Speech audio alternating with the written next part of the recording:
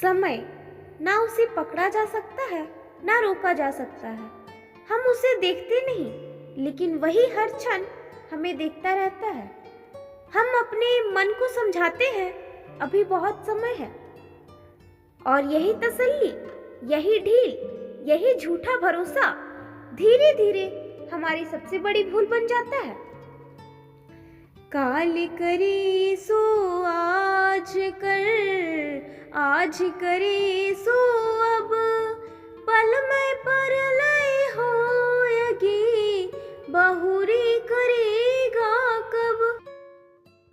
कबीर साहब यहाँ उपदेश नहीं दे रहे हैं, वे हमें जगा रहे हैं। वे कह रहे हैं जो काम तुम कल के नाम पर टाल रहे हो उसे आज कर लो, और जो आज करना अति आवश्यक है उसे अभी कर लो, क्योंकि जीवन हमारी योजनाओं के हिसाब से नहीं चलता। एक ही सांस और सब कुछ यादों में बदल सकता है। धीरे धीरे यही प्रश्न उभरता है, अगर समय इतना अनिश्चित है तो फिर मनुष्य इतना निश्चित कैसे हो जाता है। यहीं से जन्म लेता है अगला सत्य। मनुष्य समय को गिनता है, घड़ी की सुइयों में, कैलेंडर के पन्नों में, उम्र के अंकों में, लेकिन वह यह नहीं देखता कि समय भी उसे गिन रहा होता है। हर बीतता पल हमारे जीवन से कुछ न कुछ चुपचाप छीन लेता है। एक अवसर, एक भावना, एक सच्चा क्षण, और हम स्वयं को ढाढ़स देते हैं। कल बोलेंगे, कल बदलेंगे, कल माफ करेंगे, कल भक्ति करेंगे। हम कल को इतना पवित्र बना देते हैं कि आज अपवित्र हो जाता है, और फिर धीरे से एक सत्य सामने आता है, कल कभी नहीं आता। कबीर साहब कहते हैं पल में परलय होएगी। यह परलय आकाश से नहीं गिरती, ना आग बनकर आती है, ना बाढ़ बनकर।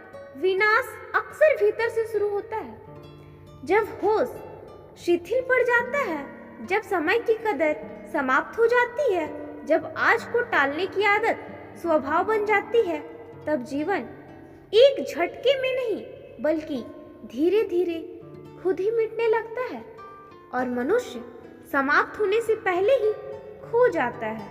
यही वह क्षण है जहां प्रश्न नहीं, आरोप जन्म लेता है। समय को मारना पाप नहीं कहा गया, लेकिन समय को सोते हुए बिताना यह सबसे बड़ा अपराध है। जो जागा नहीं, जो सचेत नहीं हुआ, वह सांस लेते हुए भी जीते जी मर गया। कबीर साहब बार बार यही स्मरण करवाते हैं, जीवन का मूल्य उसकी लंबाई में नहीं, उसकी जागरूकता में है। लंबी उम्र अगर होश के बिना बीती तो वह केवल देर से आई मृत्यु है। भक्ति कल नहीं होती, भक्ति अभी होती है। ईश्वर बाद में नहीं मिलते, वे क्षण में मिलते हैं, वे इसी क्षण में मिलते हैं। यदि समय रहते अहंकार नहीं टूटा, यदि मैं ढीला नहीं पड़ा, तो मृत्यु वह काम करेगी जो जीवन ने नहीं किया। वह सब कुछ तोड़ देगी, शरीर, संबंध, पहचान, अभिमान, और तब हाथ में कुछ भी नहीं रहेगा। हम केवल एक ही सत्य शेष रहता है, ना बहस, ना विनती, ना मोह। समय किसी से बहस नहीं करता, ना वह सफाई सुनता है, ना तर्क स्वीकार करता है। वह किसी को समझाता भी नहीं, वह केवल न्याय करता है।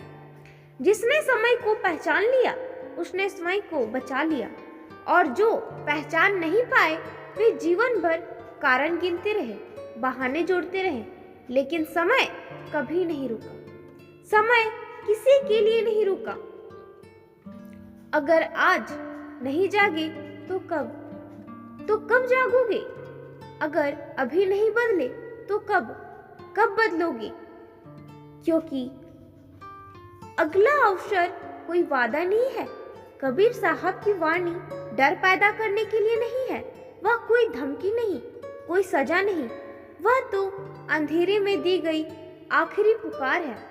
जागो, जब तक समय है और अब कोई प्रश्न शेष नहीं रहता। समय ना मित्र है ना शत्रु, वह केवल साक्षी है। वह देखता है कौन जागा और कौन सोता ही रह गया। कबीर साहब की वाणी यहीं आकर मौन हो जाती है और शब्द नहीं बचते, केवल एक क्षण बचता है। यह क्षण ना कल ना बाद में ना फिर अभी। यदि इस पल में होश जग गया तो यही मोक्ष है, और यदि यह पल भी यूं ही बीत गया तो समय अपना न्याय पूरा कर चुका होगा। दिया अब बाहर नहीं भीतर जलाना है, क्योंकि समय चल रहा है और यही अंतिम सत्य है। अगर मेरी वीडियो आप लोग को अच्छी लगी तो ज़्यादा से ज़्यादा लोगों तक वीडियो शेयर करें, वीडियो को पूरा देखें। कबीर जी का प्रेरणादायक वीडियो का ज्ञान अवश्य लें और अपना जीवन में उतारें। धन्यवाद। साहिब बंदगी लाइक, सब्सक्राइब और कमेंट करना ना भूलें। धन्यवाद।